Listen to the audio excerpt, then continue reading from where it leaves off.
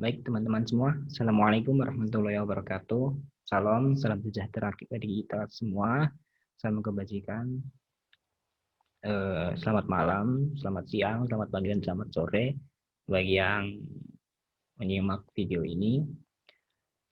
Untuk kelompok kami yaitu kelompok 7 yang beranggotakan 4 orang. Yang pertama yaitu Mbak Nikmatul Fatimah, Mbak Kurnia Hani Mufidah, dan saya sendiri Ahmad Sofian, dan Mbak Novita Aninda Fiangka. Dari kelompok 7 mendapatkan materi mengenai peran, penyerapan, dan pengangkutan unsur hara. Langsung kita simak ya, sama-sama. Nah, untuk premis, tumbuhan tingkat tinggi merupakan organisme makhluk hidup yang bersifat autotrofik. Apa itu autotrofik? Yaitu mampu memproduksi sendiri makanan. Nah, tumbuhan bisa dikatakan autotrofik. Nantinya dia dapat memproduksi sendiri makanannya. Dan membentuk zat makanan yang kompleks yang dapat digunakan oleh makhluk hidup lain. Jadi, untuk definisi autotrofik yaitu memproduksi makanan sendiri sekaligus dapat memberikan makanan kepada makhluk hidup lain yaitu manusia dan hewan. Nah, yang pertama kita akan mempelajari mengenai peran unsur hara. Selanjutnya yaitu unsur hara esensial. Kita akan coba gali satu persatu mengenai apa itu unsur hara esensial. Nah, unsur hara esensial yaitu unsur hara yang mutlak diperlukan oleh tanaman agar kelangsungan hidupnya berjalan normal. Jadi, untuk unsur hara esensial yaitu unsur hara yang pasti dan perlu sekali digunakan oleh tanaman. Nah, menurut Arnold Stott tahun 39 dan Prasad Power tahun 97, yaitu unsur hara esensial harus memiliki kriteria sebagai berikut. Yang pertama yaitu tanaman harus memiliki unsur hara. Jika tidak memiliki unsur hara, tanaman tersebut akan memiliki pertumbuhan yang tidak normal. Yang pertama itu. Dan yang kedua, siklus hidupnya akan gagal. Dan yang ketiga dapat menyebabkan kematian. Jadi, kalau tidak memiliki unsur hara, maka tanaman-tanaman tersebut akan mengalami ketiga hal tersebut. Yang pertama itu. Dan untuk yang kedua, unsur tersebut harus spesifik dan tidak dapat digantikan oleh unsur yang lain.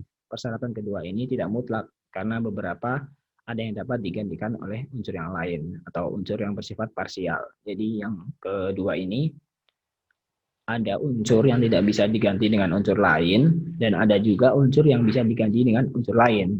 Jadi persyaratan yang nomor kedua ini tidak mutlak.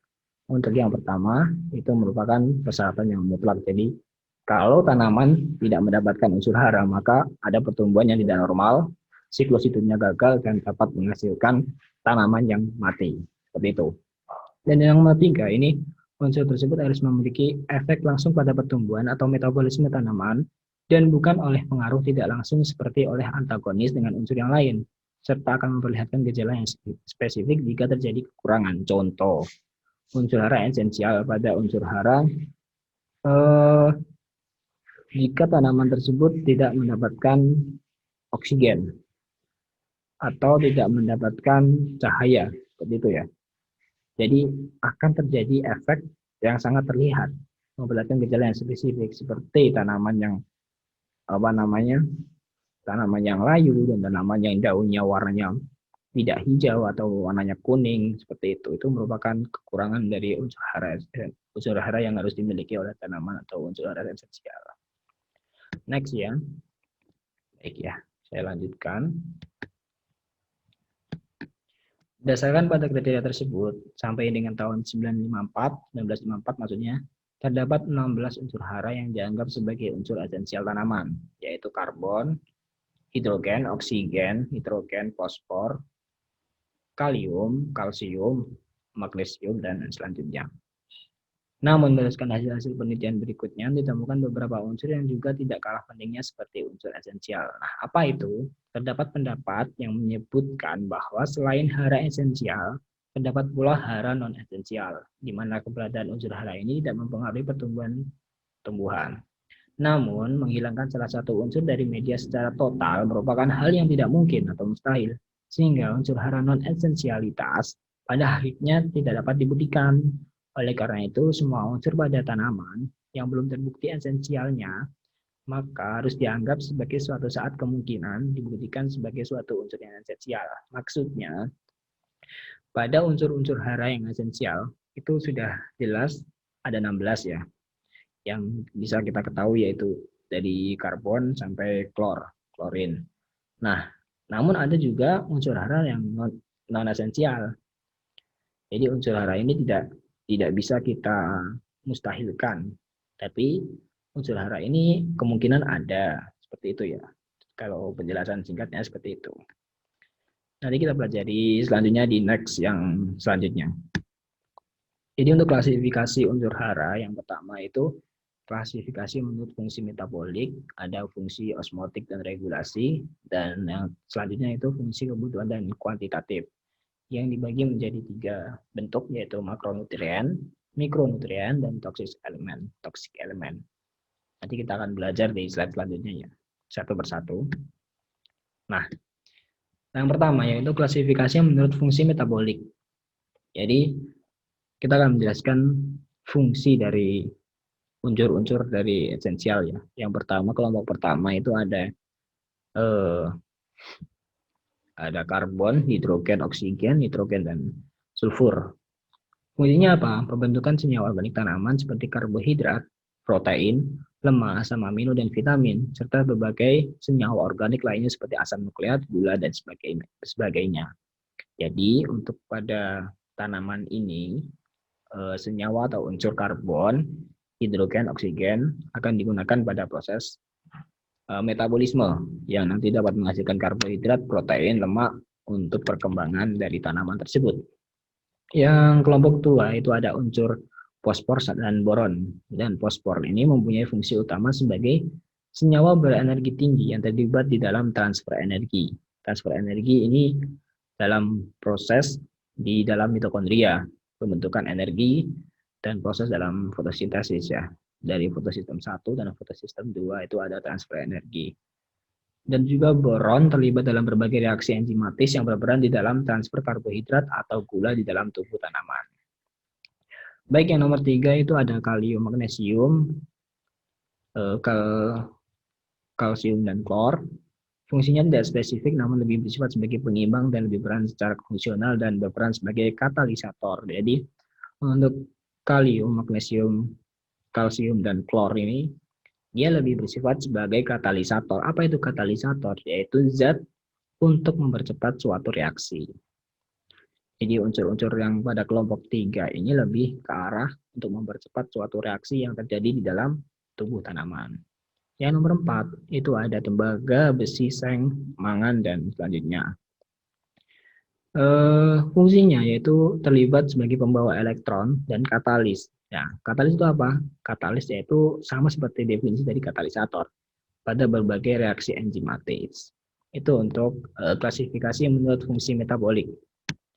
Next, untuk klasifikasi menurut fungsi osmotik dan regulasi, yaitu ada kalium dan berperan sebagai pengatur osmotik sel yang berkaitan dengan proses translokasi nutrisi dan air dalam tubuh tanaman. Jadi untuk kalium ini lebih ke arah proses osmotik sel. Jadi proses translokasi nutrisi dan air dalam tubuh tanaman. Jadi proses dari masuknya air, keluarnya air dari proses osmotik dari sel itu. Yang kedua ada magnesium, yang ketiga ada kalsium. Nah, magnesium, kalsium, dan logam seperti tembaga, seng, mangan, dan klor, dan lain-lain terlibat sebagai pengatur pada proses-proses metabolisme tanaman yang berhubungan dengan fungsi sebagai akseptor dan kofaktor enzim, penerima, dan untuk zat kofaktor enzim ya.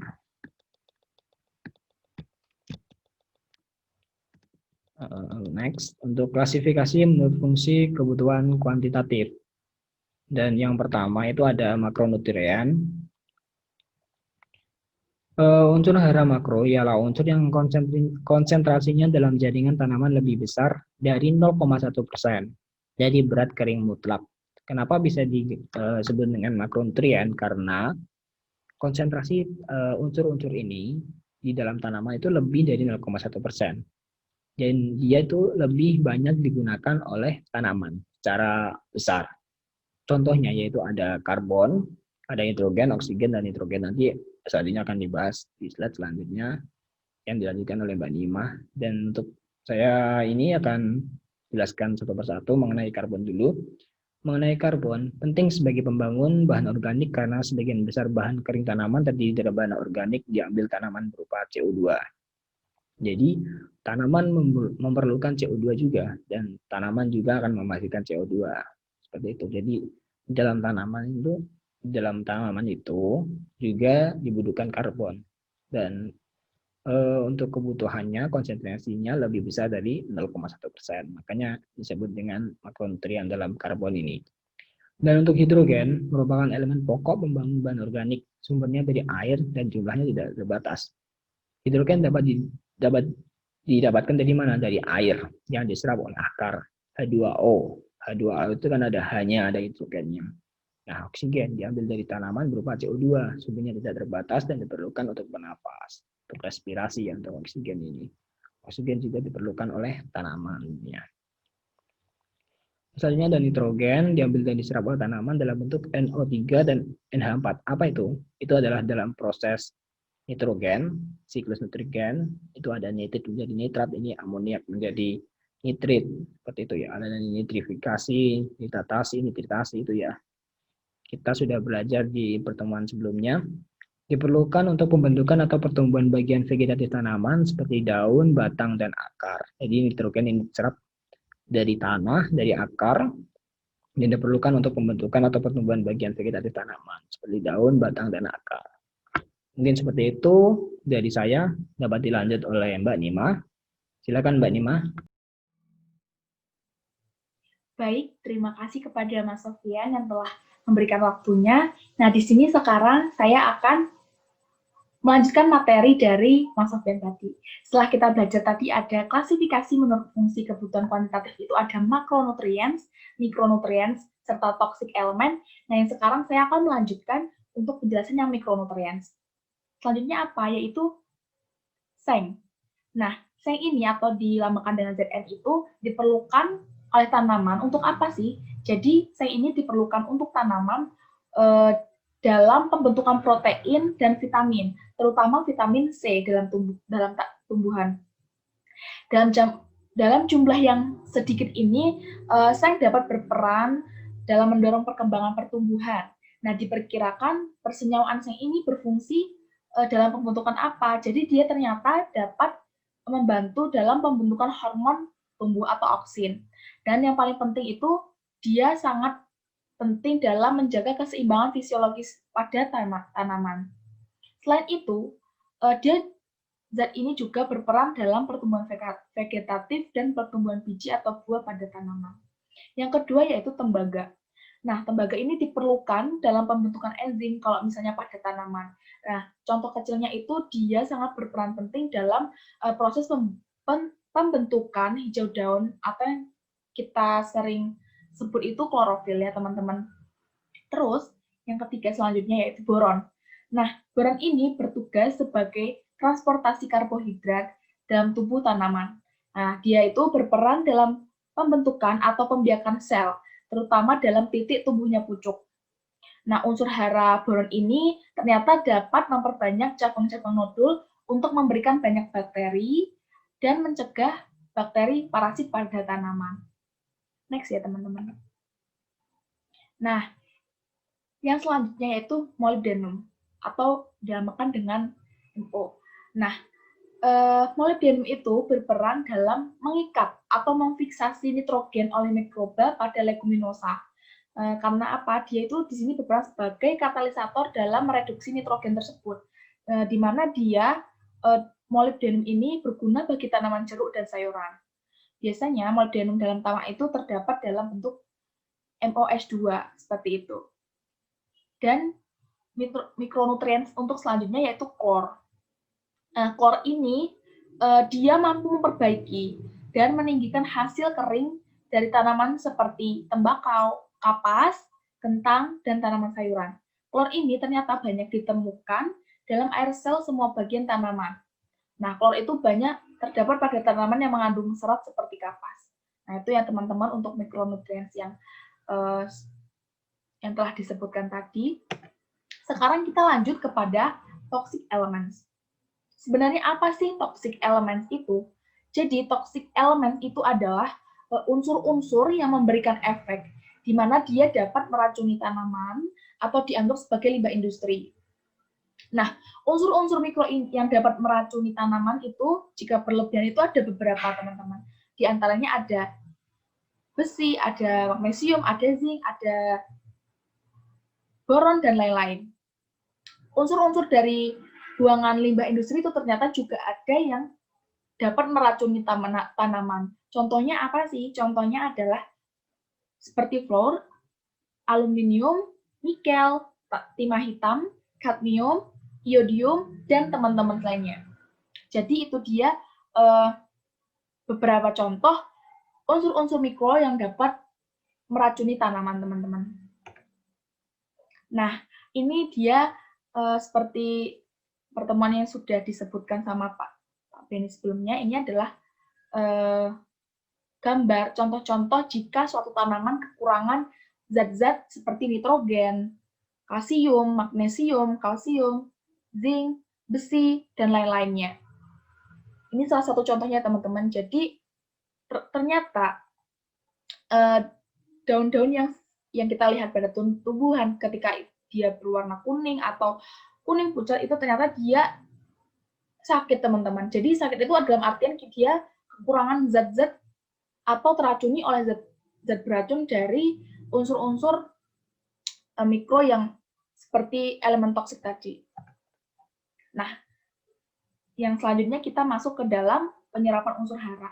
Jadi ternyata penyerapan unsur hara ini di dalamnya terdapat berbagai macam, teman-teman. Nah, di sini kita akan belajar tentang penyerapan unsur hara.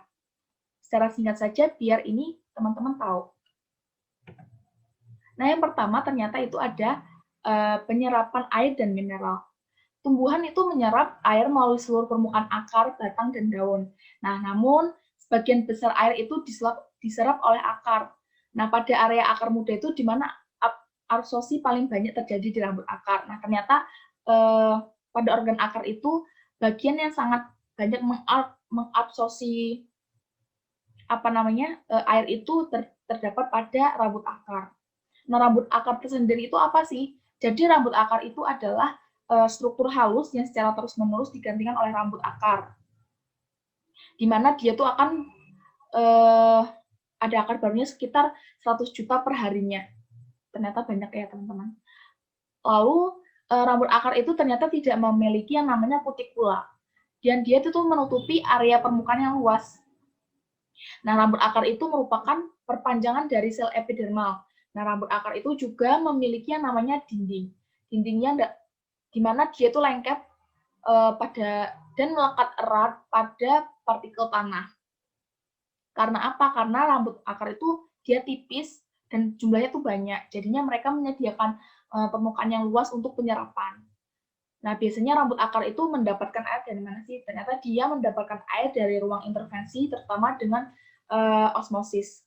Tahu ya, teman-teman, peristiwa osmosis? Nah, selain penyerapan air dan mineral tadi, ternyata juga di dalamnya penyerapan unsur hara itu terdapat yang namanya penyerapan ion. Nah, di sini tuh keterangannya adalah baik kation maupun anion itu memiliki kecenderungan untuk terabsorpsi pada permukaan dinding sel dan bertukar dengan ion yang ada dalam larutan tanah. Nah, di sini jelas sekali, teman-teman, bahwasannya kation maupun anion itu ternyata dia terabsorpsinya di bagian dinding sel. Selanjutnya yaitu ada penyerapan ion besi. Nah, setelah tadi ada penyerapan air dan mineral, ada penyerapan ion, nah sekarang ada penyerapan ion besi. Nah, besi terutama itu diambil oleh tanaman sebagai ferrous. Namun, karena sebagian besar tanah petani itu mengandung zat besi dalam bentuk ferrik ya. Nah, tanaman itu harus melarutkan ferrik tersebut terlebih dahulu dan kemudian baru mereduksinya menjadi ferrous sehingga dapat melewati membran plasma rambut akar atau yang disebut plasma lemma. Di situ ada keterangan gambarnya, teman-teman, untuk mempermudah kita dalam belajar seperti itu. Nah, selanjutnya yaitu ternyata dalam penyerapan unsur hara itu terdapat faktor-faktor yang mengaruhinya. apa aja sih faktor-faktor yang mempengaruhi penyerapan unsur hara tersebut? Jadi ada beberapa, teman-teman. Nah, yang pertama yaitu ya sifat fisikokimia ion. Nah, di sini maksudnya gimana?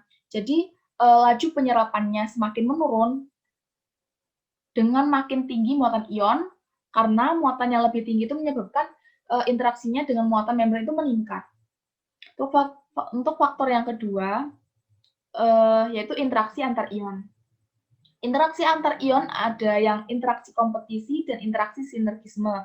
Nah, pada interaksi kompetisi, ion itu dengan jari-jari dan valensinya sama, atau hampir sama akan berkompetisi atau bersaing masuk ke sel akar. Untuk faktor yang ketiga, yaitu konsentrasi larutan luar. Maksudnya di sini adalah konsentrasi larutan luar meningkat, maka penyerapan hara itu juga ikut meningkat. Selanjutnya, untuk faktor yang keempat yang mempengaruhi penyerapan unsur hara adalah konsentrasi hara internal. Maksudnya gimana? Umumnya, makin tinggi konsentrasi hara tertentu dalam suatu jaringan tanaman itu, maka laju penyerapannya itu semakin menurun. Seperti itu. Nah, selanjutnya yaitu kita masuk ke dalam materi pengangkutan unsur hara. Nah, mekanisme pengangkutan air dari akar menuju daun itu terjadi melalui dua cara, teman-teman. Yaitu cara pertama itu adalah ekstravaskuler atau di luar berkas pengangkut, dan yang kedua adalah intravaskuler atau di dalam berkas pengangkut. Jadi, mekanisme pengangkutan air dari akar menuju daun itu ada dua ya, teman-teman, di mana dia ada di luar berkas pengangkut dan di dalam berkas pengangkut. Apa aja sih? Mari kita simak. Nah, ini dia, mekanisme ekstravaskuler. Nah, di dalam mekanisme ekstravaskuler itu ada dua. Yang pertama adalah apoplas. Pada pengangkutan apoplas ini, air masuk secara difusi bebas atau transfer pasif ke dinding sel dan ruang-ruang antar sel dalam akar. Air nanti yang masuk tidak bisa langsung mencapai ke silam. Nah, hal ini kenapa sih? Karena hal ini disebabkan terhalangnya air dengan lapisan endodermis akar. Nah, khusus lapisan endodermis itu biasanya proses dilakukan secara osmosis. Yang kedua adalah simplas. Proses ini berjalan ketika air dan mineral itu bergerak menuju bagian hidup dari sel tumbuhan, seperti sitoplasma dan vakuola. Lantasan yang ditempuh dalam simplas itu seperti ini, dari sel-sel bulu akar ke sel korteks, lalu dia menuju endodermis, dan dia masuk ke dalam perisikel, baru dia masuk ke dalam, baru sampai ke dalam berkas pengangkut silem. Selanjutnya yaitu ada mekanisme intravaskuler, di mana mekanisme ini terjadi di dalam berkas pengangkut. Yang pertama ada tekanan akar. Nah, saat proses penyerapan air berlangsung, cairan pada sel rambut akar itu berkurang kekentalannya, di mana hal ini menyebabkan sel bagian dalam itu menyerap air pada rambut akar. Yang kedua yaitu kapilaritas batang. Nah, hal ini bisa terjadi karena adanya adesi yang terjadi antara molekul air dengan dinding tumbuhan. Yang ketiga, daya hisap daun. Air yang sudah berada pada daun akan mengalami penguapan melalui stomata. Nah, sehingga kan nanti cairan pada sel itu pasti kayak mengalami kekentalan kayak gitu loh. Jadi hal ini tuh memicu sel pada daun itu menyerap air dari pembuluh kayu. Nah, nanti aliran air itu akan terus-menerus terjadi mulai dari akar hingga daun. Nah, ternyata hanya sampai situ materi yang dapat kita sampaikan dari kelompok 7, fisiologi tumbuhan. Kurang lebihnya mohon maaf dari kelompok kami. Mungkin kesempurnaan hanya milik Tuhan, namun kita patut untuk belajar terus-menerus agar kita bisa. Gitu. Kurang lebihnya mohon maaf teman-teman. Selamat sore, selamat pagi, selamat malam yang sedang menonton video ini. Semoga bermanfaat. See you. Wassalamualaikum warahmatullahi wabarakatuh.